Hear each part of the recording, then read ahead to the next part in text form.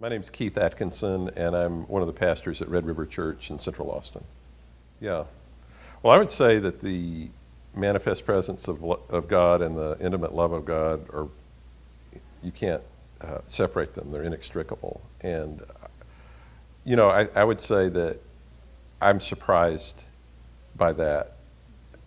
God breaks in to life, and that's what's exciting, is sometimes it's not in a church service or a worship service, but you'll just be in everyday life and have an open heart to God and see Him break in and see Him work. And that's what's exciting, is to have an open heart to God in everyday life.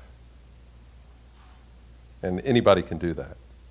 Children are particularly those that do it, I think. Yeah. I think that people that are in ministry, people that are serious about their walk with God, which should be all of us, we experience so much attack, we experience conflict, we experience all these difficulties, we have demands put on us.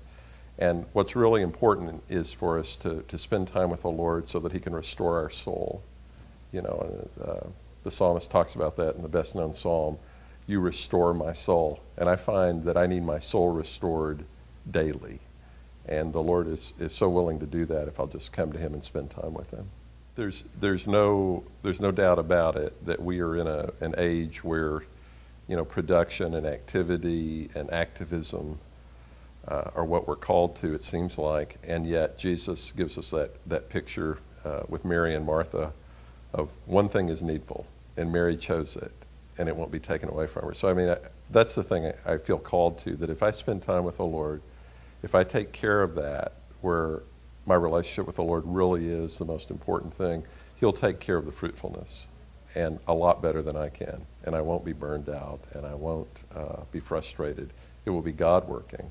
You know, the scripture doesn't use the word effort too often, but it says make every effort to enter into His rest.